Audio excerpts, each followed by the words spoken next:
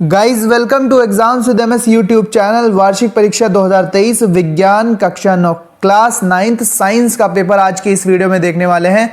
Annual exam चल रहे हैं, वार्षिक परीक्षाएं चल रही हैं, तो उसमें ये पेपर आ सकता है। सारे क्वेश्चन इंपॉर्टेंट है इस मॉडल पेपर में, तो इसको देख लीजिए और फिर चलो शुरू करते हैं आज का ये वीडियो।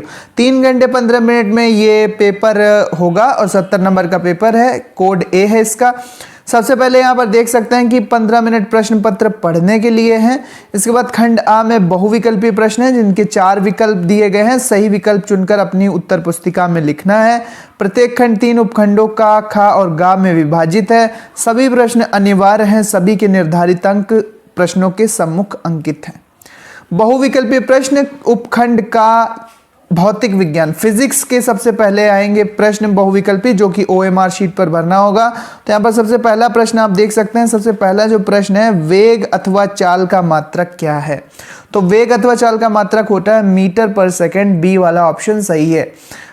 वेग अथवा चाल का जो मात्रक होता है वो मीटर पर सेकंड होता है, तो बी वाला ऑप्शन सही है। दूसरा है क्वेश्चन, MKS पद्धति में त्वरण का मात्रक है। तो MKS पद्धति में त्वरण का मात्रक मीटर पर सेकंड स्क्वायर होता है। ऑप्शन नंबर सी सही है।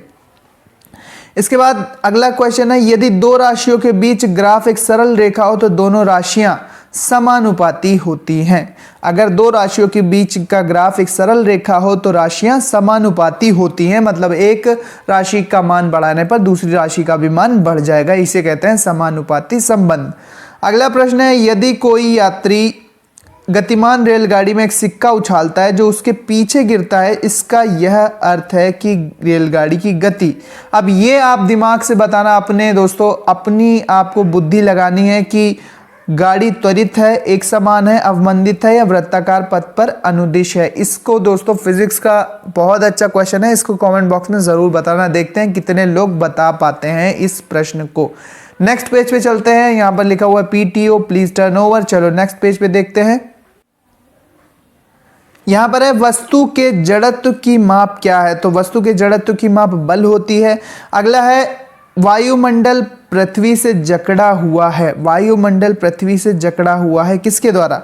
गुरुत्व बल द्वारा, पवन द्वारा, बादलों द्वारा या चुंबकीय क्षेत्र द्वारा। तो इसका सही ऑप्शन होना चाहिए गुरुत्व बल के द्वारा, लेकिन देख लेना इसको दोस्तों, मैं 100% श्योर नहीं हूं। अगला प्रश्न है, यदि एक मनुष्य का भार पृथ्वी पर 60 न्यूटन है तो चंद्रमा पर भार कितना होगा?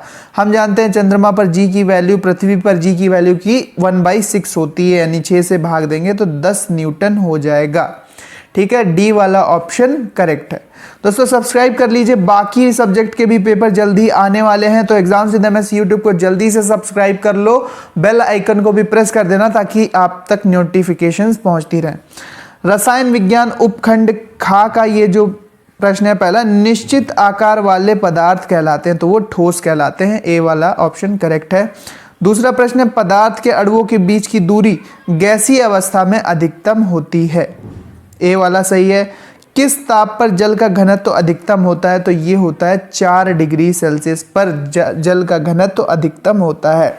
इसके बाद अगला प्रश्न है, ग्रीष्म काल में जल को मिट्टी के बर्तन में रखने पर किस परिघटना के कारण वो ठंडा हो जाता है? विसरण के द्वारा, वाष्पोत्सर्जन के द्वारा, परासरण के द्वारा या वाष्पन के द्वारा। तो ये दोस्तों आपको बताना है क्वेश्चन कि किस घटना के कारण मिट्टी के बर्तन में रखा जल ठंडा हो जाता है। केमिस्ट्री का एक क्वेश्चन आप पे छोड़ रहा हूँ, कमेंट बॉक्स में जरूर बता के जाना। प्रश्न है, ग्रीष्मकाल यानी कि गर्मी के दिनों में पानी को मिट्टी के बर्तन जो घड़ा होता है उसमें रखने पर किस परिघटना के कारण वह ठंडा हो जाता है? विसरण या वाष्पोत्सर्जन, परासरण या फिर वाष्पन। अगला प्रश्न है, निम्न में से कौन एक धातु है? तो नाइट्रोजन गैस है, ऑक्सीजन भी गैस है, सल्फर दोस्तों एक धातु है, सोडियम एक धातु है। डी वाला ऑप्शन सही हो जाएगा। नेक्स्ट प्रश्न है हमारे पास, निम्नलिखित में से तत्व नहीं है। तो ऑक्सीजन भी एक तत्व है, ब्रोमीन भी एक तत्व है, जस्ता भी एक तत्व है, जबकि कागज एक तत्व नहीं है। कागज एक पदार्थ है दोस्तों। अब नेक्स्ट पेज पर चलते हैं और देखते हैं वहां पर कौन से प्रश्न पूछे गए हैं। उपखंड गा बायोलॉजी जीव विज्ञान के प्रश्न आएंगे। कोशिका भित्ति मुख्यतः किसकी बनी होती है? सेल वॉल किसकी बनी होती है पौधों की कोशिकाओं में? तो ये बनी होती है सेलुलोज की। सी वाला ऑप्शन सही है। अगला प्रश्न है माइटोकॉन्ड्रिया का संबंध है, तो माइटोकॉन्ड्रिया का संबंध श्वसन से होता है, रेस्पिरेशन से होता है, रेस्पिरेशन से होता है। ए वाला ऑप्शन सही है, ए वाला ऑप्शन सही होगा, श्वसन। अगला प्रश्न है आनुवांशिक सूचना का वाहक कौन है, तो आनुवांशिक सूचना का जो वाहक होता है वो mRNA होता है, जिसको मैसेंजर RNA या संदेश वाहक राइबो न्यूक्लिक एसिड भी कहते हैं। mRNA आनुवांशिक सूचना का वाहक होता है। अगला प्रश्न है निम्नलिखित में से किस ऊतक की कोशिकाओं में विभाजन की क्षमता होती है, तो ये होती है विभज्य ऊतक में। अगला प्रश्न है प्राणियों में अरेखित पेशियां पाई जाती हैं, ये पाई जाती है मूत्राशय और आहार नाल में। अगला 19वां प्रश्न है दोस्तों तंत्रिका ऊतक कहाँ पाए जाते हैं, मस्तिष्क में। तंत्रिका ऊतक कहाँ नहीं पाए जाते हैं, ठीक है, कहाँ नहीं, तो मस्तिष्क में तो होंगे नर्व सेल्स, मेरू रज्जु यानी स्पाइनल कार्ड में भी होंगे, नर्व्स में भी होंगे, नर्व्स यानी कि जो तंत्रिकाएं होती हैं उसमें भी होंगे, लेकिन कंडराओं में तंत्रिका ऊतक यानी कि तंत्रिका सेल्स जो होते हैं, नर्व सेल्स, वो नहीं होंगे। 20वां प्रश्न है निम्नलिखित में से किसमें परिपक्वता के समय केंद्रक लोप नहीं होता, यानी कि परिपक्वन के दौरान, परिपक्वन जब होता है सेल का, तो जो उसका केंद्रक होता है वो गायब किसमें नहीं हो जाता, तो आरबीसी में तो गायब हो जाता है। चालनी कोशिकाओं का पता नहीं, वाहिकाओं का पता नहीं, सहचर कोशिकाओं का पता नहीं, तीनों प्लांट सेल्स हैं। तो कमेंट बॉक्स में इसका भी उत्तर दोस्तों आप बताना, अगर आपको पता है, नहीं पता है तो सर्च करना, ठीक है, ढूंढना, प्रयास करना, इसको सीखना। अब खंड ब वर्णात्मक है, 50 नंबर के प्रश्न हैं। उपखंड ख भौतिक विज्ञान में पहले 4 नंबर का प्रश्न पूछ दिया गया। दूरी और विस्थापन में अंतर बहुत सरल है, याद कर लेना। इसके बाद औसत चाल तथा औसत वेग में क्या तात्पर्य है, गति के नियमों के आधार पर तैरने की क्रिया समझाइए। गति के नियमों के आधार पर तैरने की क्रिया समझाइए। इसके बाद भारहीनता से आप क्या समझते हैं, भारहीनता की 3 स्थितियां समझाइए। भारहीनता की 3 स्थितियां आपको समझाना। एक तो लिफ्ट में होती है भारहीनता की स्थिति। भारहीनता क्या, जब भार महसूस ना हो, ठीक है, जब किसी वस्तु का वेट 0 हो जाए तो उसे भारहीनता कहते हैं। आगे बढ़ते हैं और नेक्स्ट पेज पे देखते हैं कि कौन से प्रश्न पूछे गए हैं दोस्तों। फिजिक्स का विस्तृत उत्तरीय प्रश्न पूछ दिया गया है 6 नंबर में। घर्षण क्या है, फ्रिक्शन क्या है, ठीक है, घर्षण क्या है, घर्षण क्या है, घर्षण क्यों उत्पन्न होता है, घर्षण से होने वाले लाभ तथा हानियां बताइए। तो घर्षण पे 6 नंबर का प्रश्न नहीं आता। तो आर्किमिडीज का सिद्धांत क्या है, इसका प्रायोगिक सत्यापन किस प्रकार किया जा सकता है, समझाइए। चांदी का अपेक्षित घनत्व 10.8 है, पानी का घनत्व 130 किलोग्राम प्रति मीटर क्यूब है, एसआई मात्रक में चांदी का घनत्व क्या होगा, ये वाला प्रश्न आप लगा सकते हैं। अब उपखंड खा रसायन विज्ञान का है, केमिस्ट्री का है, यहाँ से प्रश्न पूछे जाएंगे। पहला प्रश्न है 4 नंबर में, बर्फीले जल से भरे गिलास की बाहरी सतह पर पानी की बूंदें क्यों दिखाई देती हैं। अगला प्रश्न है निम्न में से किन्हीं 2 पर उदाहरण सहित व्याख्या कीजिए। किन्हीं 2 की उदाहरण सहित व्याख्या कीजिए। संतृप्त विलयन की परिभाषा उदाहरण लिख देना। शुद्ध पदार्थ का परिभाषा उदाहरण। निलंबन क्या होता है, इसका परिभाषा उदाहरण। कोलाइड क्या है। 2 का करना है, 2 नंबर 4 नंबर के 2 टिप्पणियां, 2 नोट्स आपको करने, कोई भी 2 कर देना। दिए 4 है, करने 2 हैं। दिए 4 टॉपिक है, करने 2 हैं। परिभाषा लिखना है और उदाहरण लिख देना। अब विस्तृत उत्तरीय प्रश्न केमिस्ट्री से, विलयन क्या है, इसके 4 उदाहरण दीजिए। विलयन के गुणधर्मों का उल्लेख करो। विलयन के गुणधर्मों का उल्लेख करो।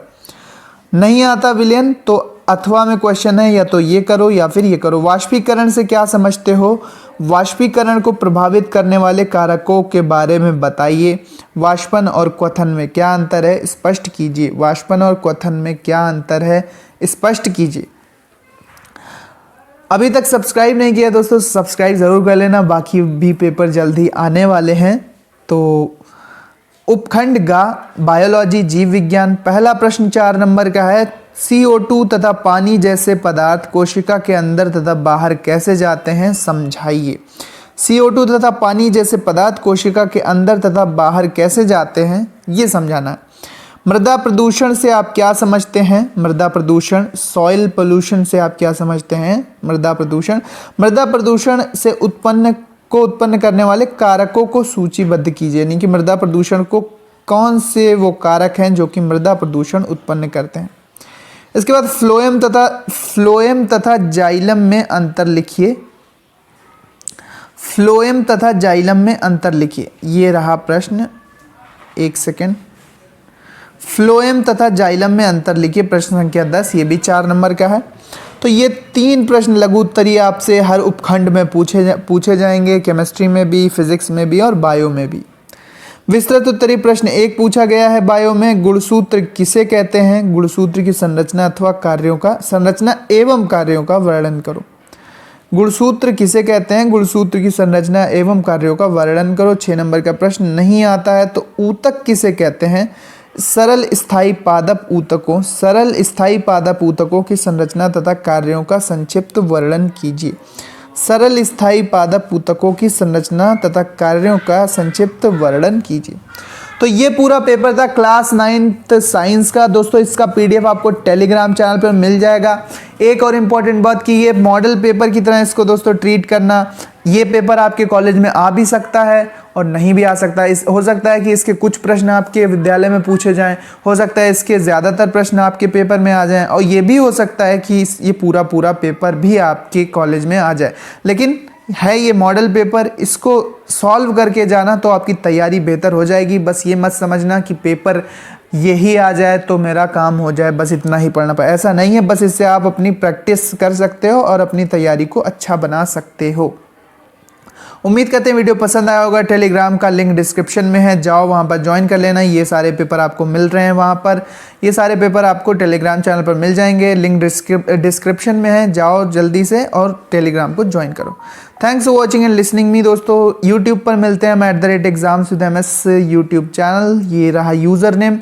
तो शेयर ज़रूर करना, दोस्तों को शेयर करना, व्हाट्सएप स्टेटस पे लगा देना। इसी तरह के मॉडल पेपर आपकी वार्षिक परीक्षा 2023 के लिए आते रहेंगे। कोड इसका ए था। Thanks for watching. आपके लिए इसी तरह के इंपॉर्टेंट वीडियोस लाता रहूँगा। Guys welcome to exams with MS YouTube channel. वार्षिक परीक्षा 2023 विज्ञान कक्षा 9 का पेपर, दोस्तों साइंस क्लास 9 का पेपर आज की इस वीडियो में देखने वाले हैं। कोड इसका ए है, यहाँ पर आप देख सकते हैं। 70 नंबर का पेपर होगा, 3 घंटे 15 मिनट में आपको सॉल्व करना है। निर्देश पढ़ लेते हैं। प्रारंभ में 15 मिनट प्रश्न पत्र पढ़ने के लिए दिए जाएंगे। प्रश्न पत्र 3 खंडों का, खा और गा में विभाजित है। का में फिजिक्स, खा में केमिस्ट्री और गा में बायोलॉजी होगी। प्रत्येक खंड का पहला प्रश्न बहुविकल्पी है, जिसमें 4 विकल्प दिए गए हैं। सही विकल्प चुनकर अपनी उत्तर पुस्तिका में लिखना है। प्रत्येक खंड के सभी प्रश्न एक साथ करना आवश्यक है। प्रत्येक खंड को नए प्रश्न से आरंभ करना है। सभी प्रश्न अनिवार्य हैं। प्रत्येक प्रश्न के सामने उसके अंक अंकित हैं। आवश्यकता अनुसार अपने उत्तरों की पुष्टि स्वच्छ नामांकित चित्रों तथा रासायनिक समीकरणों से कीजिए। पहला खंड का भौतिक विज्ञान, पहला प्रश्न लेते हैं। गाड़ी द्वारा चली गई दूरी किसके द्वारा बताई जाती है? तो इसका होता है दोस्तों स्पीडोमीटर, ए वाला विकल्प सही है। इसके बाद संवेग परिवर्तन की दर होती है, तो संवेग परिवर्तन की दर होती है दोस्तों बल आवेग के बराबर। ठीक है, संवेग परिवर्तन की दर होती है बल आवेग के बराबर। दोस्तों बहुविकल्पीय प्रश्न 20 आपको OMR शीट पर ही करने होंगे, तो OMR शीट को भरना आप कैसे सीखेंगे उसके लिए भी मैंने एक वीडियो बना दिया है। वैसे आपको OMR भरना आता होगा। त्वरण का SI मात्रक क्या है? तो मीटर पर सेकंड स्क्वायर, ए वाला ऑप्शन करेक्ट है, मीटर पर सेकंड स्क्वायर। इसके बाद शक्ति का मात्रक है, तो शक्ति का मात्रक वॉट भी होता है और जूल पर सेकंड भी होता है, यानी कि बी वाला ऑप्शन, सेकंड वाला ऑप्शन सही है, जूल पर सेकंड। नेक्स्ट पेज पे चलते हैं दोस्तों। अब यहां पर लिखित वाले क्वेश्चन आएंगे जो कि फिजिक्स के होंगे। तो आवृत्ति तथा आवर्तकाल की परिभाषा लिखिए, 2 नंबर। दूरी तथा विस्थापन में अंतर, ये जरूर तैयार करके जाना, बहुत अच्छा ये क्वेश्चन आता ही आता है। संवेग किसे कहते हैं? इसका मात्रक लिखिए। इसके बाद 20 मीटर की ऊंचाई से एक गेंद को गिराया जाता है। इसका वेग 10 मीटर पर सेकंड स्क्वायर के एक समान त्वरण दर से बढ़ता है। वह गेंद किस वेग से धरातल से टकराएगी? कितने समय पश्चात वह धरातल से टकराएगी? दोस्तों YouTube पर मिलते हैं हम exams with MS YouTube channel, ये रहा यूज़र नेम आपके सामने। इसको सर्च करके दोस्तों आप सब्सक्राइब ज़रूर कर लो। आने वाले भी पेपर दोस्तों, हर एक सब्जेक्ट का मॉडल पेपर आने वाला है और वार्षिक परीक्षा में बहुत हेल्प होने वाली है दोस्तों। बेल आइकन को भी प्रेस कर देना ताकि नोटिफिकेशन मिस ना हो। लोहे से बना जहाज समुद्र में तैरता है, जबकि लोहे से बनी कील डूब जाती है, ऐसा क्यों? अगला प्रश्न है 4 नंबर में कि कार्य किसे कहते हैं, कार्य कितने प्रकार के होते हैं, इसका मात्रक तथा व्यापक सूत्र लिखिए। अगर नहीं आता तो संतुलित तथा असंतुलित बलों में 4 अंतर लिखिए। संतुलित तथा असंतुलित बलों में 4 अंतर लिखिए। इसके बाद है 7 नंबर का प्रश्न, गति के तृतीय समीकरण v² = u² + 2as का निगमन कीजिए, यानी डेरिवेशन करना है। कोई रेलगाड़ी 90 किलोमीटर प्रति घंटा की चाल से चल रही है, ब्रेक लगाने पर वह कितनी दूर जाकर रुकेगी, जबकि उसका मंदन यानी कि धीमे होने की जो दर है वो 0.5 मीटर पर सेकंड स्क्वायर है। नहीं आता ये वाला न्यूमेरिकल तो न्यूटन के गुरुत्वाकर्षण नियम का सूत्र द्वारा स्पष्ट कीजिए। कैपिटल जी का मान लिखिए, जी तथा जी में संबंध क्या है, स्मॉल जी और कैपिटल जी में संबंध क्या है। इसके बाद खंड खा रसायन विज्ञान आपको मिलता है, सेक्शन बी भी हम इसको बोल सकते हैं। पहला पंच तत्व के अंतर्गत आते हैं, तो पंच तत्व में जल भी आता है, पृथ्वी भी, अग्नि भी, तो ये डी वाला ऑप्शन सही है। इसके बाद जिस विलयन में उसी ताप पर और अधिक विलय न घोला जा सके उसे क्या कहते हैं, तो उसे संतृप्त विलयन कहते हैं। सी वाला ऑप्शन सही है।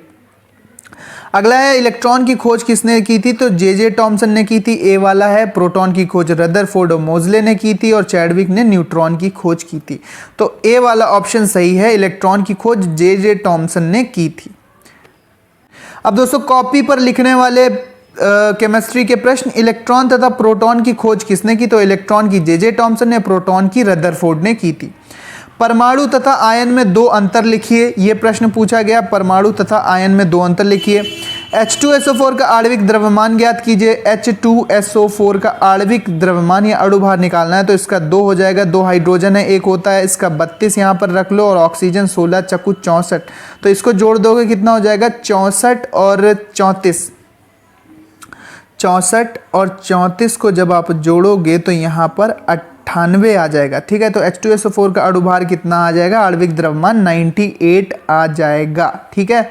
नेक्स्ट है वास्तविक विलयन किसे कहते हैं, उदाहरण देकर समझाइए। 2 नंबर का प्रश्न है, क्वथन तथा वाष्पन में 2 अंतर लिखिए, ये भी 2 नंबर का। इसके बाद अगला प्रश्न है कि रदरफोर्ड मॉडल से स्पष्ट कीजिए तथा रदरफोर्ड की कमियों को भी लिखिए। अगर नहीं आता ये वाला तो अंतर स्पष्ट कर सकते हो आप यौगिक तथा मिश्रण में, परमाणु तथा अणु में। अब खंड खा जीव विज्ञान है दोस्तों, खंड खा जीव विज्ञान है। यहाँ पर बायोलॉजी के प्रश्न है। सबसे पहले बहुविकल्पी, केंद्रक की खोज किसने की थी, तो केंद्रक की खोज की थी रॉबर्ट ब्राउन ने। यहाँ पर दूसरा वाला विकल्प सही है। रॉबर्ट हुक ने कोशिका की खोज की थी और रॉबर्ट ब्राउन ने केंद्रक की खोज की थी। प्रकाश संश्लेषण की क्रिया कहाँ पे होती है, तो इसका सही ऑप्शन होना चाहिए क्लोरीन काइमा, लेकिन श्योर नहीं है, इसको चेक कर लेना। शैवाल किसका उदाहरण है, तो शैवाल उदाहरण होना चाहिए दोस्तों। शैवाल एक कोशिकीय भी होते हैं, बहुकोशिकीय भी होते हैं, तो प्रोटोजोआ तो हो नहीं सकता, मॉस भी नहीं हो सकता। मॉस हो सकता है, काई जो होती है वो मॉस हो सकता है दोस्तों, तो ये वाला ऑप्शन सही होना चाहिए मेरे अकॉर्डिंग, बट इसको चेक कर लेना, 100% श्योर नहीं हूँ। इसके बाद सबसे उपजाऊ मिट्टी कौन सी है, तो सबसे उपजाऊ मिट्टी ह्यूमस युक्त मिट्टी है, ऑप्शन सी करेक्ट है होगा। अब यहाँ पर जल प्रदूषण के 2 कारण लिखित वाले क्वेश्चन जो कॉपी पर करना है और ये सारे प्रश्न हमें OMR पर करना है। यहाँ पर देखेंगे जल प्रदूषण के 2 कारण लिखिए, 2 नंबर का प्रश्न है। इसके बाद 2 अंडे देने वाले स्तनधारी कौन से हैं, अंडे देने वाले स्तनधारी मैमल्स जो कि अंडे देते हैं वो कौन से हैं, उनको आपको उदाहरण द्वारा बताना है। नारियल का रेशेदार छिलका किस ऊतक का बना होता है, नारियल का रेशेदार छिलका किस ऊतक का बना होता है, ये भी आपको बताना है, 2 नंबर का प्रश्न है। नेक्स्ट और लास्ट पेज पे चलते हैं दोस्तों। यहाँ पर आपको क्वेश्चन मिलेगा कि प्रोकैरियोटिक तथा यूकैरियोटिक कोशिका में अंतर लिखिए। इसको ज़रूर तैयार करके जाना, ज़रूर ये पूछा जा सकता है दोस्तों। इसके बाद अथवा में है पक्षी वर्ग के सामान्य लक्षण तथा उदाहरण लिखिए। पक्षी वर्ग के समान लक्षण उदाहरण देते हुए लिखिए। इसके बाद कोशिका सिद्धांत किसने प्रस्तुत किया, इस सिद्धांत को लिखिए। इसके बाद अगर नहीं आता कोशिका सिद्धांत तो पादप कोशिका का इलेक्ट्रॉन सूक्ष्मदर्शी वाला चित्र बनाओ, जो इस तरह से होता है ना, इलेक्ट्रॉन सूक्ष्मदर्शी वाला प्लांट सेल का डायग्राम, ठीक है। उसमें केंद्रक रहेगा, रसधानियाँ रहेंगी, ठीक है, गाल्जी काय रहेगा, क्लोरोप्लास्ट रहेंगे, ये वाला चित्र बनाना सीख लो, 12th तक काम करेगा। पादप कोशिका की संरचना स्पष्ट कीजिए, पादप कोशिका का इलेक्ट्रॉन सूक्ष्मदर्शी चित्र बनाइए, फिर वही पूछ लिया गया है। नहीं आता तो स्तनधारी वर्ग को स्तनधारी मैमलिया या मैमल्स को कितने उपवर्गों में सब क्लास में कितने सब क्लास में बांटा गया है? स्तनधारियों के सामान्य लक्षण उदाहरण देकर लिखिए। स्तनधारियों के सामान्य लक्षण उदाहरण देकर लिखिए। दोस्तों YouTube channel exams with MS को ज़रूर सब्सक्राइब कर लो। आने वाले वीडियोस में आपको और भी मॉडल पेपर्स प्रोवाइड कराऊंगा। इसका दोस्तों PDF आपको टेलीग्राम चैनल पर मिल जाएगा। टेलीग्राम चैनल को ज्वाइन कर लो। स्क्रीनशॉट भी आप यहाँ से ले सकते हो। टेलीग्राम को ज्वाइन कर लो। टेलीग्राम पर इसका पूरा PDF आपको मिल जाएगा। लिंक डिस्क्रिप्शन में है। टेलीग्राम नहीं है तो डाउनलोड कर लो। लिंक पे जैसे ही क्लिक करोगे तो चैनल पर पहुंच जाओगे। इसके अलावा आप टेलीग्राम पर सर्च भी कर सकते हो। एग्जाम्स विद एमएस जैसे ही सर्च करोगे आप चैनल पर पहुंच जाओगे। टेलीग्राम चैनल पर वहाँ पर ये सारे पेपर आपको मिल जाएंगे। Thanks for watching and listening me. दोस्तों मिलते हैं अपने नेक्स्ट वीडियो में। उम्मीद करते हैं वीडियो आपको पसंद आई होगी। दोस्तों में शेयर ज़रूर करना। आपके लिए इसी तरह के इंपॉर्टेंट वीडियोज़ मैं लाता रहूँगा। दोस्तों स्वागत है सभी का exams with MS YouTube channel में। आज की इस वीडियो में देखने वाले हैं साइंस क्लास 9 वार्षिक परीक्षा कक्षा 9 का एक और पेपर। सेट इसका एस है। अगर सेट आपके कॉलेज में मिलता है तो पूरा भी पेपर आ सकता है, नहीं तो ज़्यादातर क्वेश्चन इंपॉर्टेंट है। वीडियो को लास्ट तक ज़रूर देखना और कमेंट में बताओ कि आप ये वीडियो कौन सी जगह से देख रहे हो, कहाँ से देख रहे हो। 3 घंटे आपको टाइम दिया जाएगा। 70 नंबर का पेपर है। एस साइंस क्लास 9 कोड इसका एस है। ज़्यादातर क्वेश्चन इंपॉर्टेंट है। हो सकता है कि ये पूरा ही पेपर बिल्कुल सेम भी आ सकता है, नहीं तो ज़्यादातर क्वेश्चन इंपॉर्टेंट है। वो तो इंपॉर्टेंट हैं तो फिर आएंगे ही आएंगे ज़्यादातर क्वेश्चन इसके। सभी प्रश्न अनिवार्य हैं। बहुविकल्पी प्रश्न करेंगे जो कि OMR शीट पर किए जाएंगे। क्लास 9 साइंस शुरू करते हैं आज का वीडियो। न्यूट्रॉन की खोज किसने की थी? पहला प्रश्न है, न्यूट्रॉन की खोज किसने की थी? न्यूट्रॉन की खोज करने वाला वैज्ञानिक कौन था? तो बी वाला ऑप्शन सही है। चैडविक न्यूट्रॉन की खोज करने वाले वैज्ञानिक थे। अगला है, कार्य का SI मात्रक क्या होता है? कार्य का MKS मात्रक क्या होता है? कार्य का MKS मात्रक क्या होता है? तो कार्य का MKS या SI मात्रक जूल होता है। दूसरा नेक्स्ट प्रश्न है हमारे पास। अगला प्रश्न है, किसी वस्तु को पृथ्वी की ओर गिरने पर उसकी गतिज ऊर्जा क्या होगी? बढ़ेगी, घटेगी, स्थिर रहेगी, क्या होगी? तो स्थितिज ऊर्जा घटती है, गतिज ऊर्जा पृथ्वी की ओर गिरती हुई वस्तु की बढ़ती है। तो सी वाला ऑप्शन करेक्ट है। OMR में सी वाला ऑप्शन काला करना। ठीक है। नेक्स्ट प्रश्न है हमारे पास, किसी तरंग के लिए आवर्तकाल T तथा आवृत्ति n के बीच क्या संबंध होगा? तो ये संबंध होगा NT n × T बराबर 1, यानी कि जो n होती है आवृत्ति होती है आवर्तकाल की उल्टी होती है। n बराबर 1/T ये भी होता है, क्योंकि T को जब हम इसके नीचे भेजेंगे तो n बराबर 1/T हो जाएगा। यानी कि आवर्तकाल जितना बड़ा होगा आवृत्ति उतनी ही छोटी होगी। आवृत्ति जितनी अधिक होगी आवर्तकाल उतना छोटा होगा। तरंग के लिए ये संबंध है आवृत्ति और आवर्तकाल में। तो बी वाला ऑप्शन करेक्ट है हमारा। दोस्तों YouTube पे मिलते हैं हम @exams with MS। ज़रूर सब्सक्राइब करो, बेल आइकन भी प्रेस कर दो। मॉडल पेपर और भी आने वाले हैं, आपकी तैयारी को बेहतर बनाएंगे वार्षिक परीक्षा के लिए। नेक्स्ट क्वेश्चन है, हर्ट्ज किसका मात्रक है? तो हर्ट्ज मात्रक होता है आवृत्ति का। ये बी वाला ऑप्शन सही है। बा वाला विकल्प सही है। अगला है, निम्न में से कौन सा रोग प्रोटोजोआ प्राणियों द्वारा होता है? कौन सा रोग प्रोटोजोआ प्राणियों द्वारा होता है? तो मलेरिया, जो प्लाज्मोडियम नामक प्रोटोजोआ होता है उससे मलेरिया फैलता है। जैसे Plasmodium falciparum, Plasmodium malariae. Plasmodium malariae से जो कि एक प्रोटोजोआ है उससे मलेरिया फैलता है। और वाहक कौन होता है? तो दोस्तों वाहक होता है मच्छर। कौन सा मच्छर होता है? एडीज मच्छर होता है या फिर क्यूलेक्स होता है? ये आपको कमेंट करके बताना है कि मलेरिया किससे फैलता है, एडीज मच्छर से या क्यूलेक्स मच्छर से या किसी अन्य मच्छर से। कमेंट करके बताओ कि मलेरिया का वाहक कौन सा मच्छर है। प्रोटोजोआ से फैलता है क्योंकि जो उसमें जिस जीव के कारण होता है मलेरिया वो होता है प्लाज्मोडियम मलेरी। ठीक है, उसकी और भी जातियां होती हैं। प्लाज्मोडियम मलेरी से मलेरिया होता है। ए वाला ऑप्शन सही है। चलते हैं अपने नेक्स्ट पेज पे और देखते हैं कि कौन कौन से और इम्पोर्टेंट प्रश्न हैं।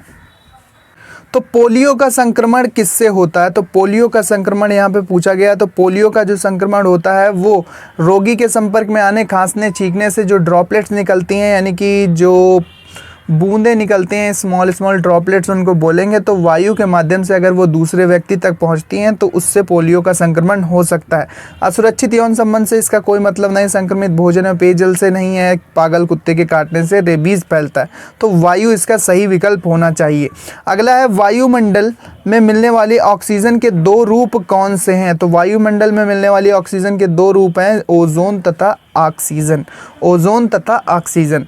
तीसरा वाला ऑप्शन सही है, थर्ड वाला ऑप्शन करेक्ट है। अगला है मधुमक्खी की निम्नलिखित जातियां कौन सी स्पीशीज इटली की है, यानी मधुमक्खी की कौन सी जाति इटली में पाई जाती है? तो एपिस मेलिफेरा, यहाँ पर डी वाला विकल्प जो है, डी वाला विकल्प एपिस मेलिफेरा, ये इटली में पाई जाने वाली मधुमक्खी की प्रजाति है, जाति है। ठीक है, रबी की फसल क्या है? तो जौ, गेहूं, मक्का, चना, मटर, गेहूं, जौ, मटर, चना, ये सब रबी की फसलें होती है। तो यहाँ पर मटर जो है वो एक रबी की फसल है, सी वाला विकल्प हमारा सही है, मटर, सा वाला विकल्प सही होगा। अब छोटे प्रश्न, अब यहाँ तक तो OMR के प्रश्न है, OMR के 20 आएंगे, लेकिन यहाँ पर 10 दिए हैं, तो आपकी प्रैक्टिस अच्छी हो गई है। अति लघु पर चलते हैं। सारे OMR में अच्छे से प्रश्न भरना, कोई गलती नहीं होगी, सारे इंपॉर्टेंट हैं, ज़रूर आने की संभावना है।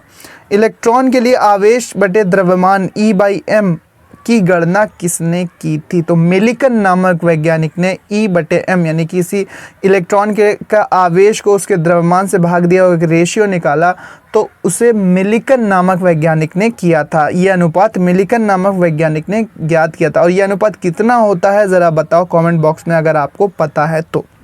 समस्थानिकों के दो प्रयोग लिखना है, दो अनुप्रयोग लिखना है। इसके बाद एक अश्व शक्ति कितने वाट के बराबर होती है? तो ये होती है 746 वाट के बराबर। एक हॉर्स पावर, एक अश्व माने घोड़ा, ठीक है, तो ये भी शक्ति को मापने का एक मात्रक है। तो एक अश्व शक्ति बराबर होता है 746 वाट। ये सही हो गया इसका। किसी पिंड की गतिज ऊर्जा का सूत्र लिखिए। तो अगर किसी का द्रव्यमान m है, उसका वेग v है, तो ½ mv² इसकी गतिज ऊर्जा हो जाती है। ये सूत्र हो गया इसकी गतिज ऊर्जा का, ½ mv²। अगला है दोलन गति से क्या तात्पर्य है? जब कोई पिंड एक माध्य स्थिति के इधर उधर लगातार गति करता है तो उसे दोलन गति कहते हैं। ठीक है, ये एक आवर्त काल में एक स्थान से दूसरे स्थान तक जाता है और दूसरे स्थान से फिर अपने मूल स्थान पर वापस आ जाता है, तो इसे दोलन गति कहते हैं। तो जैसे झूले की गति, जैसे घड़ी के पेंडुलम की गति, ये सारी दोलन गति हैं। अच्छी सी परिभाषा याद कर लेना दोलन गति की। जल में पत्थर फेंकने पर जल की सतह पर उत्पन्न तरंगे किस प्रकार की होती हैं? अभी तक चैनल को सब्सक्राइब नहीं किया तो कर लो। इंपॉर्टेंट क्वेश्चंस आपके लिए लगातार लाता रहूँगा। Important model paper, question paper, tips tricks यहाँ पर सब मिलते रहते हैं। टिप्स एंड ट्रिक्स, ट्यूटोरियल सब कुछ मिलेंगे। 1 वर्ष तक बच्चे को कौन कौन से टीके लगाए जाते हैं? 1 वर्ष तक बच्चे को कौन से टीके लगाए जाते हैं? अगला प्रश्न है प्रोटोजोआ परजीवी के कारण होने वाले 4 रोगों के नाम तथा उनके कारक जीवों के नाम लिखिए। तो देखो प्रोटोजोआ, एक तो प्लाज्मोडियम मलेरी से होता है मलेरिया, एक होता है अमीबा, अमीबा से होता है अमीबाइसिस यानी कि पेट खराब हो जाता है। तीसरा मैं आपको बताता हूँ कि तीसरा होता है एक पायरिया रोग भी जो होता है वो भी एक प्रोटोजोन के कारण होता है, मुझे नाम नहीं याद आ रहा है। एक और जो रोग और उसके कारक जीव का नाम आपको कमेंट में बताना है। गाय तथा भैंस की किन्हीं 2 भारतीय नस्लों के नाम लिखिए। तो गाय की तो साहीवाल हो गई एक नस्ल, भैंस की मुर्रा एक नस्ल होती है। इसके अलावा भी कोई एक नस्ल आप बता दो, ठीक है, अगर आपको पता है, मुझे तो नहीं ध्यान में आ रहा है।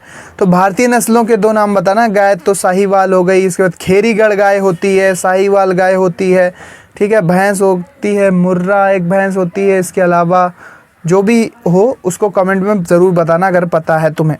चलते हैं नेक्स्ट पेज पे। अगला प्रश्न जो है हमारे पास वो है कि अंतरा फसली प्रणाली का क्या अर्थ है? अंतरा फसली प्रणाली का क्या अर्थ है? अब लघु उत्तरीय क्वेश्चन आ गए हैं जो कि दोस्तों जो कि अधिक नंबर के हैं, ज़्यादा नंबर के हैं। पिछले वाले क्वेश्चन दोस्तों कम नंबर के हैं, अब लघु उत्तरीय थोड़ा बड़ा आंसर और ज़्यादा नंबर आपको मिलता है। बोर के परमाणु संरचना संबंधी मॉडल क्या था या विचार क्या था? समस्थानिक और संभारिक में अंतर स्पष्ट करो। समस्थानिक में क्या होता है कि परमाणु क्रमांक समान और परमाणु भार अलग अलग होते हैं, लेकिन संभारिक में परमाणु भार समान, परमाणु क्रमांक अलग अलग होते हैं। उदाहरण आप बताना। ऊर्जा रूपांतरण के 2 उदाहरण दीजिए।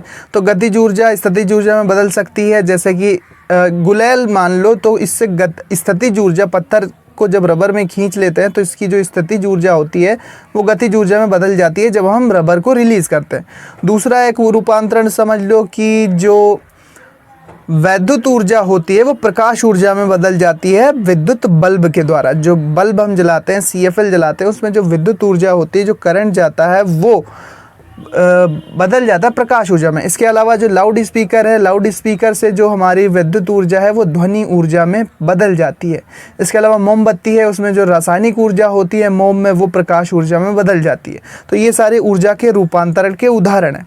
इसके बाद है नेक्स्ट प्रश्न, वाहक जन्य रोगों की रोकथाम हेतु आप क्या करेंगे? सफाई रखेंगे, ठीक है, और जो भी वैक्सीनेशन वगैरह है तो उसको लेते रहेंगे, साफ़ सफाई का ध्यान रखेंगे, आसपास नालियों में पानी वगैरह इकट्ठा नहीं होने देंगे। यही सारे उपाय किए जाते हैं। भंडारित अनाजों को कीटों तथा सूक्ष्म जीवों से की संख्या से किस प्रकार नियंत्रित किया जा सकता है? विस्तृत प्रश्न है। कैथोड किरणों की खोज कैसे हुई? कैथोड किरणों के प्रमुख गुणों का वर्णन करो। नहीं आता ये वाला तो ये कर सकते हो, क्योंकि अथवा में रदरफोर्ड के नाभिकीय मॉडल की विवेचना करो। रदरफोर्ड के नाभिकीय मॉडल की विवेचना करो। अब जल प्रदूषण पूछा गया, जल प्रदूषण क्यों होता है, परिभाषा क्या है, क्यों होता है, इसे कैसे नियंत्रित करते हैं? नहीं आता तो फसल चक्र से क्या तात्पर्य है? फसल चक्र के नियमों का उल्लेख करो। बागानी क्षेत्रों में किस प्रकार की फसल उगानी चाहिए? बागानी क्षेत्रों में किस प्रकार की फसल उगानी चाहिए? इसके बाद अगला प्रश्न, अनुप्रस्थ तथा अनुदैर्ध्य तरंगों में अंतर स्पष्ट करो। अनुप्रस्थ तथा अनुदैर्ध्य तरंगों में अंतर स्पष्ट करो। और लास्ट प्रश्न है, अगर नहीं आता अनुप्रस्थ अनुदैर्ध्य वाला तो तरंग गति से आप क्या समझते हैं? उदाहरण सहित स्पष्ट करो। तरंग गति से आप क्या समझते हैं? उदाहरण सहित स्पष्ट करो। ये वाला भी क्वेश्चन आप दोस्तों लिख सकते हैं। अब आगे बढ़ते हैं। यहाँ पर एग्जाम सिलेबस को सब्सक्राइब कर लो। आने वाले वीडियोस में भी आपको मॉडल पेपर मिलते रहेंगे। टेलीग्राम पर इसका पूरा ये PDF आपको मिल जाएगा। टेलीग्राम का जो लिंक है वो डिस्क्रिप्शन में है, जाओ वहाँ पर क्लिक करो। अगर टेलीग्राम नहीं है तो डाउनलोड कर लो, वहाँ पर ये पूरा पेपर आपको मिल जाएगा, प्रैक्टिस हो जाएगी। 100% कोई गारंटी नहीं लेगा कि यही पेपर आपके कॉलेज में आएगा। तो कमेंट में ये मत पूछा करो कि आपको कैसे पता कि यही आएगा। ये मैं नहीं कह रहा हूँ, ये बस मॉडल पेपर है, इससे आप अपनी तैयारी बेहतर बना सकते हो, क्योंकि ये सारे क्वेश्चन इंपॉर्टेंट हैं और परीक्षा में इसी तरह के प्रश्न आते हैं। वार्षिक परीक्षा में विज्ञान कक्षा 9 में इसी तरह के प्रश्न आते हैं। OMR में इसी तरह के बहुविकल्पी प्रश्न आएंगे। तो इससे आपकी प्रैक्टिस हो जाएगी और हो सकता है कि बिल्कुल सेम भी पेपर आ जाए। तो ये आपकी किस्मत की बात है। Thanks for watching. इसी तरह से आपके लिए और भी इंपॉर्टेंट वीडियोज़ लाऊंगा, तो चैनल को सब्सक्राइब करना बिल्कुल मत भूलना। Thanks for watching and good luck for your exams.